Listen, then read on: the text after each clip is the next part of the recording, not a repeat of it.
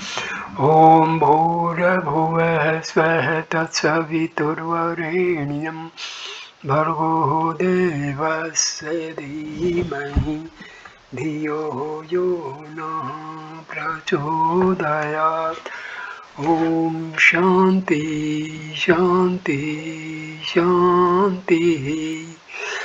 Namaste, my dear friends. This is video number 32 on Talks with Maharshi Ramana. This video starts with talk number 447. Sri Bhagwan said that a saint Nama Shivaya who was formerly living in Arunachala must have undergone considerable difficulties, for he has sung a song saying, God proves the devotees by means of severe ordeals. A washerman beats the cloth on a slab not to tear it but only to remove the dirt. 25th January 1938, talk number 448. Literal translation of Namdev's philosophy of the divine name. Number 1. The name permeates densely the sky and the lowest regions and the entire universe. Who can tell to what depths in the nether regions and what height in the heavens it extends? The ignorant undergo the 84 lakhs of species of births, not knowing the essence of things. Namdev says that name is immortal, forms are innumerable, but the name is all that. 2. The name itself is form, and form itself is name. There is no distinction between name and form. God became manifest and assumed name and form. Hence the name the Vedas have established. Beware, there is no mantra beyond the name. Those who say otherwise are ignorant. Namdev says that the name is Kesava himself. There is known only this is known only to the loving devotees of the Lord. 3. The all-pervading nature of the name can only be understood when one recognizes his I. When one's own name is not recognized, it is impossible to get the all-pervading name. When one knows oneself, that one finds the name everywhere. To see the name as different from the named creates illusion. Namdev says, ask the saints. 4. None can realize the name by practice of knowledge, meditation, or austerity. Surrender yourself first at the feet of the Guru and learn to know that I myself is that name. After finding the source of that I, merge yourself individuality in that oneness which is self-existent and devoid of all duality, that which pervades beyond Dvaita and Dvaitatita. That name has come into the three words. The name is Prabrahman itself, where there is no action arising out of duality. When Sri Bhagwan had read this, a certain musician came into the hall and began to sing Tyagaraja Kirtanas in Telugu. One of them says, find the source of the sound which is transcendental, Mooladhara Sabda, by diving deep like a pearl diver diving for pearls. Then again another song was for a man who has controlled his mind. Where is the use of tapasya? Give up I am the body idea and realize I am not Thou art all. This song was translated to Mr. ZD, who was then in the hall. Mr. ZD asked, is it necessary to control one breath? What becomes of the man who has not practiced breath control? Maharshi replies, breath control is only an aid for diving deep. One may as well dive down by control of mind. On the mind being controlled, the breath becomes controlled automatically. One need not attempt breath control, mind control is enough. Breath control is recommended for the man who cannot control his mind straightway. Na ahem, I am not this, corresponds to Rechaka. Koham, who am I? Search for the I, corresponds to Purka. Soham, he am I. The self alone corresponds to Kumbhaka.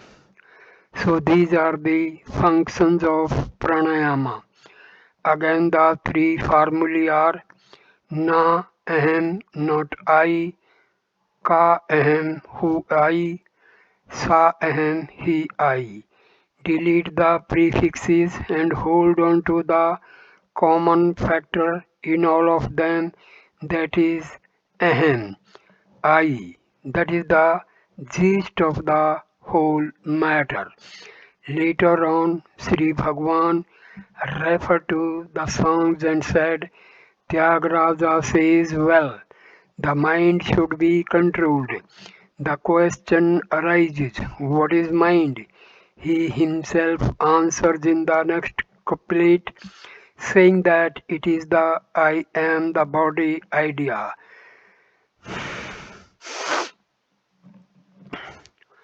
The next question is how the control is effected.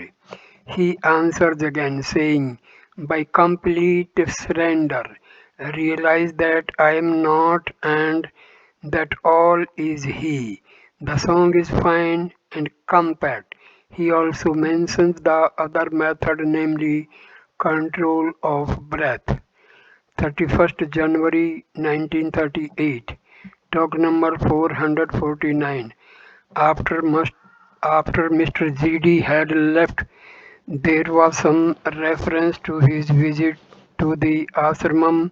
Sri Bhagwan remarked, some Shakti draws people from all parts of the globe to the center.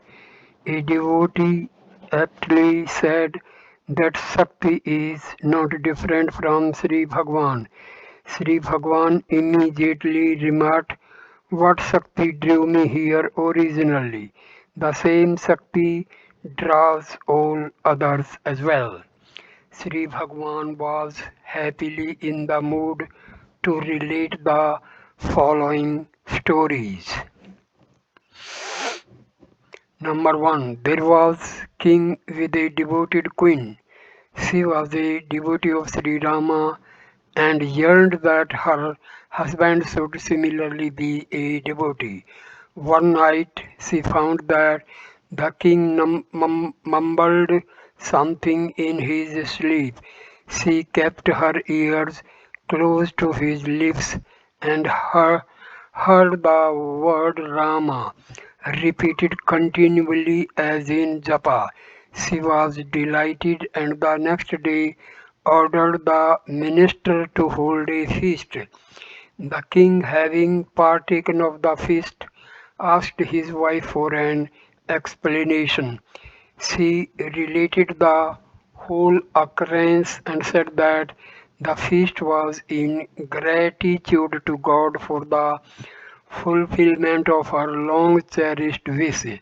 The king was, however, annoyed that his devotion should have been found out. Some say that having thus betrayed God, he considered himself unworthy of God and so committed suicide. It means that one should not openly display one's pity.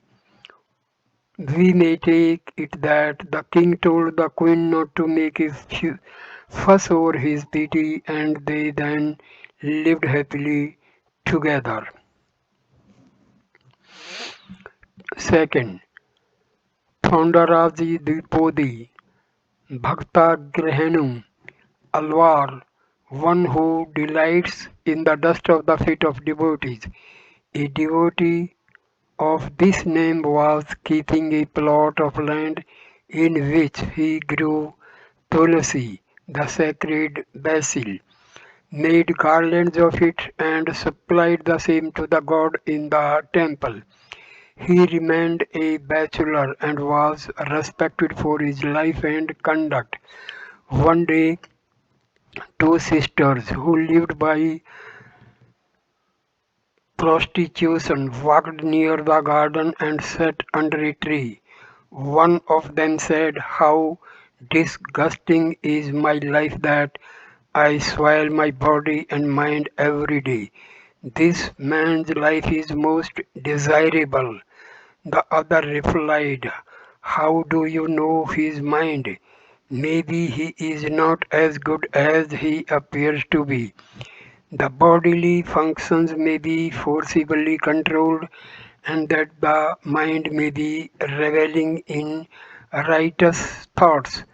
One cannot control one's vasanas as easily as the physical frame." The former said, "The actions are only the indices of the mind. His life shows his mind to be pure." The other said, "Not necessarily. His mind has not been proved as yet." The first challenged her to prove his mind. She accepted. The second desired to be left alone with only a shred of garment in which to clothe herself. The first sister returned home, leaving the other alone with flimsy clothing. As the latter continued to remain under the tree, she appeared penitent and humble. The saint noticed her and approached her after some time. He asked what had happened to her that she looked so lowly. She pleaded penitence for her past life, desired to a purer and nobler life, and finished with a prayer to him to accept her humble services in the garden or attendance on himself. He advised her to return home and lead a normal life, but she protested. So he detained her for watering the tulsi plants. She accepted the function with delight and began to work in the garden. One rainy night, this woman was found standing under the leaves of thatched shed in which the saint was. Her clothes were dripping and she was shivering with cold. The master asked why she was in such a pitiable state. She said that her place was exposed to the rains, and so she sought shelter under the eaves, and that she would retire as soon as the rain ceased. He asked her to move into the hut and later told her to change her wet clothes. She did not have dry clothes to put on, so he offered her one of his own clothes. She wore it. Still later, she begged permission to massage his feet. He consented. Eventually, they embraced. The next day, she returned home, had good food, and wore fine clothes. She still continued to work in the garden. Sometimes she used to remain long in her home. Then this man began to visit her there until he finally lived with her. Nevertheless, he did not neglect the garden nor the daily garlands for God. There was public scandal regarding his change of life. God then resolved to restore him to his old ways and so assumed the shape of the saintly devotee himself. He appeared to the Dasi and secretly offered her a rich present, an anklet of gold. She was very pleased with it and hid it under her pillow. He then disappeared. All these were secretly observed by a maid servant in the house. The ornament was found missing in the temple. The worshipper reported the loss to the proper authorities. They offered a tempting reward for anyone who would give the clue for the recovery of the lost property. The maid-servant afforded the clue and claimed the reward. The police recovered the ornament and arrested the Dasi, who said that the devotee gave her the same. He was then roughly handled. A supernatural voice said, "I did it, leave him alone." The king and all others were surprised. They fell prostrate at the man's feet and set him free. He then led a better and nobler life. Number 3. Kodu Valley Siddhar was famed as a very austere hermit. He lived on the dry leaves fallen from trees. The king of the country heard of him, saw him, and offered a reward for the one who would prove this man's worth. A rich Dasi agreed to do it. She began to live near the recluse and pretended to attend on him. She gently left pieces of papadum along with the dry leaves picked by him. When he had eaten them, she began to leave other kinds of tasty food along with the dry leaves. Eventually, he took good tasty dishes supplied by her. They became intimate and a child was born to them. She reported the matter to the king. The king wanted to know if she could prove their mutual relationship to the general public. She agreed and suggested a plan of action. Accordingly, the king announced a public dancing performance by that Dasi and invited the people to it. They gathered there and she also appeared, but not before she had given a dose of physic to the child and left it in the charge of the saint at home. The dance was at its height here. The child was crying at home for the mother. The father took the babe in his arms and went to the dancing performance. She was dancing hilariously. He could not approach her with the child. She noticed the man and the babe. She contrived to kick her legs in the dance so as to unloose one of her anklets just as she approached the place where the saint was. She gently lifted her foot and he tied the anklet. The public shouted and laughed, but he remained unaffected. Yet to prove his worth, he sang a Tamil song meaning, "For victory, let go my anger. I release my mind when it rushes away. If it is true that I sleep day and night, quite aware of myself, may the stone burst into twain and become the wide expanse." Immediately the stone idol burst with a loud noise. The people were astounded. Sri Bhagwan continued, "Thus he proved himself an unswerving Jnani. One should not be deceived by the external appearance of Jnani. Thus Veda Chudamani. Its meaning is as follows.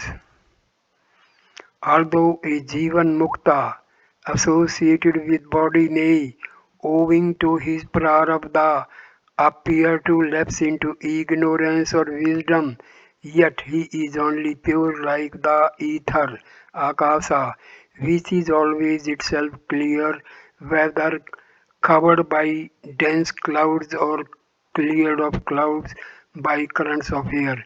He always revels in the self alone, like a loving wife taking pleasure with her husband alone.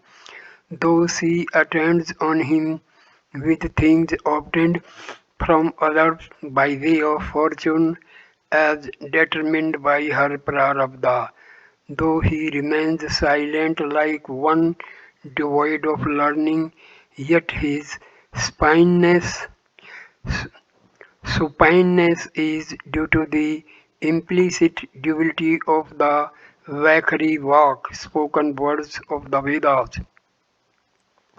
His silence is the highest expression of the realized non-duality, which is after all the true content of the Vedas. Though he instructs his disciples, yet he does not pose as a teacher in the full conviction that the teacher and disciple are mere conventions born of illusion, Maya, and so he continues to utter words like Akaswani. If, on the other hand, he mutters words incoherently like a lunatic, it is because his experience is inexpressible like the words of lovers in embrace. If his words are many and fluent like those of an orator, they represent the recollection of his experience, since he is the unmoving, non-dual one without any desire awaiting fulfillment. Although he may appear grief-stricken like any other man in bereavement, yet he evinces just the right love of the pity for the senses which he earlier controlled before he realized that they were mere instruments and manifestations of the Supreme Being. When he seems keenly interested in the wonders of the world, he is only ridiculing the ignorance born of superimposition. If he appears indulging in sexual pleasures, he must be taken to enjoy the ever inherent bliss of the self, which divided itself into the individual self and the universal self, delights in their reunion to regain its original nature. If he appears wrathful, he means well to the offenders. All his actions should be taken to be only divine manifestations on the plane of humanity. There should not arise even the least doubt as to his being emancipated while yet alive. He lives only for the good of the world. So Sri Bhagwan now warned the hearers against the mistake of disparaging a Jnani for his apparent conduct and again cited the story of Parikshit. He was a stillborn child. The ladies cried and appealed to Sri Krishna to save the child. The sages round about wondered how Krishna was going to save the child from the effects of the arrows. Apandasvastra of Aswasthama. Krishna said, if the child be touched by one eternally celibate Nitya Brahmachari, the child would be brought to life. Even Sukha dared not touch the child, Finding no one among the reputed saints bold enough to touch the child, Krishna went and touched it, saying, "If I am eternally celibate, Nitya Brahmachari, may the child be brought to life." The child began to breathe and later grew up to be Parikshit.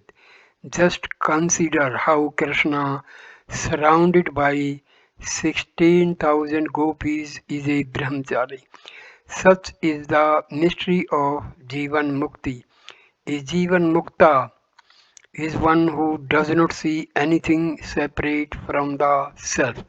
If, however, a man consciously attempts to display siddhis, he will receive only kicks. 3rd February 1938, talk number 450. Miss Uma Devi, a Polish lady converted to Hinduism, asked Sri Bhagwan, "I once before told Sri Bhagwan how I had a vision of Shiva at about the time of my conversion to Hinduism. A similar experience recurred to me at Ko- Kottalam.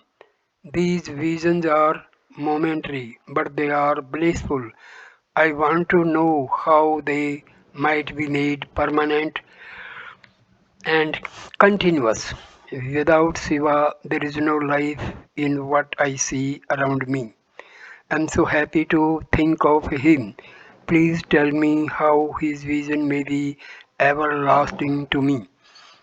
Bhagwan Maharshi replied, "You speak of a vision of Shiva.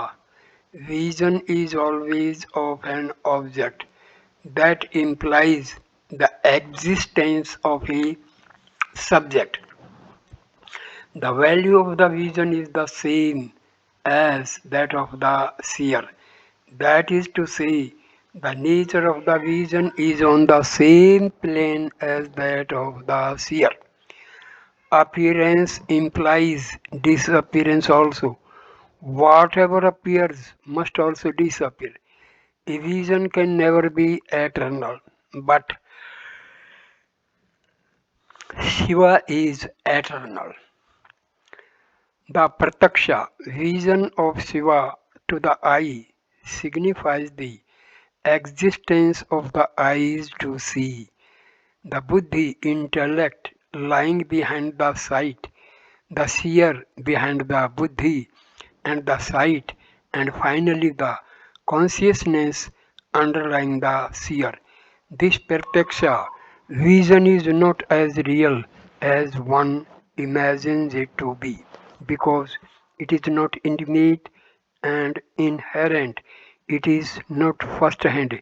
It is the result of several successive phases of consciousness.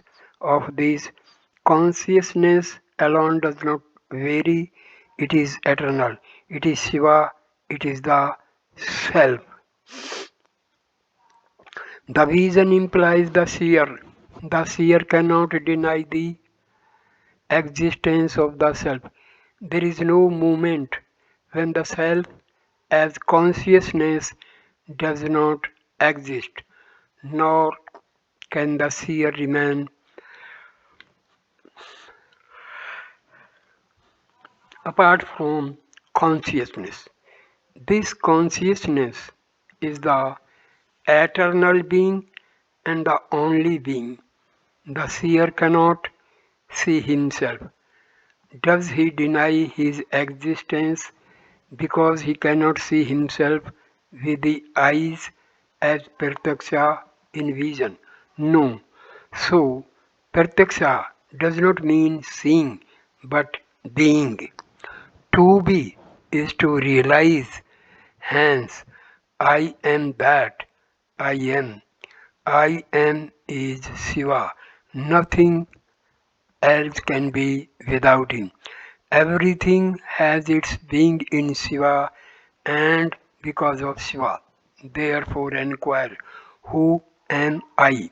Sink deep within and abide as the self. That is Shiva as being. Do not expect to have visions of him repeated. What is the difference between the object you see and Shiva? He is both the subject and the object. You cannot be without Shiva. Shiva is always realized here and now. If you think you have not realized him, it is wrong. This is the obstacle for realizing Shiva. Give up that thought also, and realization is there. Devotee. Yes, but how shall I effect it as quickly as possible? Maharshi. This is the obstacle for realization. Can there be individual without Shiva? Even now he is you. There is no question of time. If there be a moment of non-realization, the question of realization can arise. But as it is you cannot be without him. He is already realized, ever realized and never non-realized. Surrender to him and abide by his will whether he appears or vanishes. Await his pleasure. If you ask him to do as you please, it is not surrender but command to him. You cannot have him obey you and yet think that you have surrendered. He knows what is best and when and how to do it. Leave everything entirely to him. His is the burden. You have no longer any cares. All your cares are his. Such is surrender.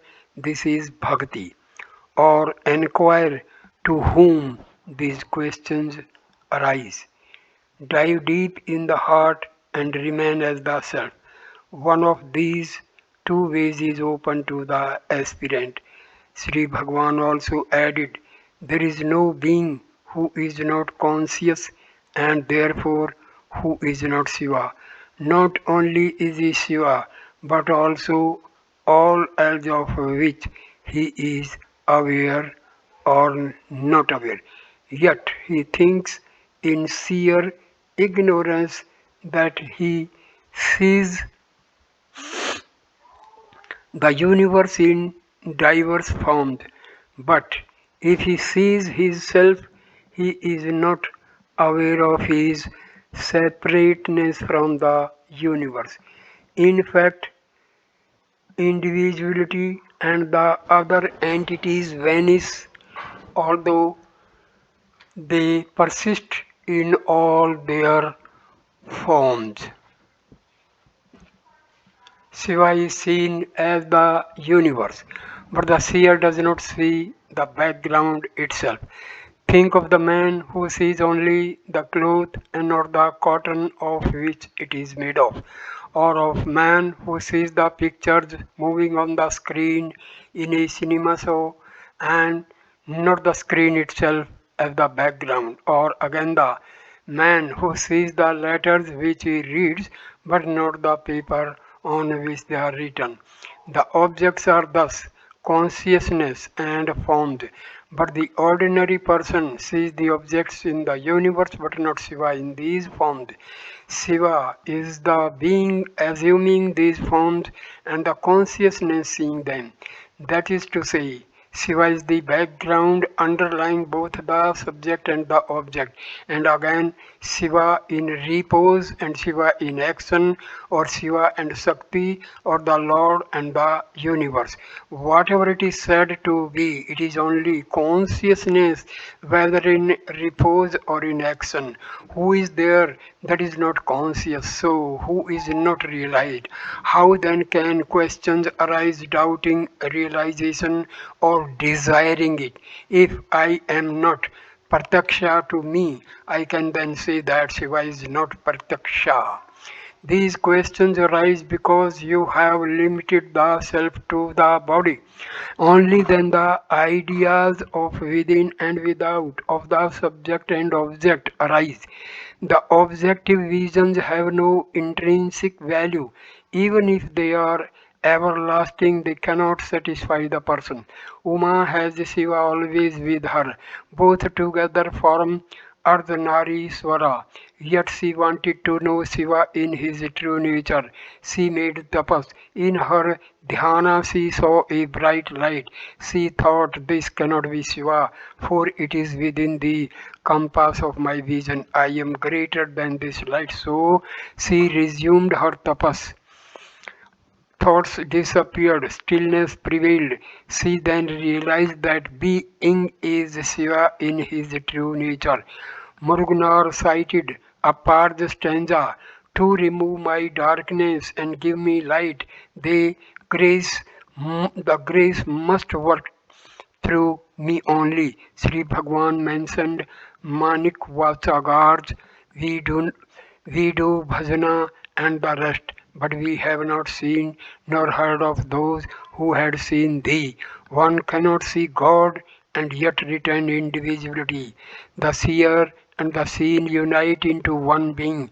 There is no cognizer nor cognition, nor the cognized, all merge into one supreme Shiva only. So I end this wonderful video here. Please like, comment and share the video and subscribe the channel. Thanks a lot. Namaskar my dear friend. Next video number 33 will start with the talk number 451. Thanks. Namaskar.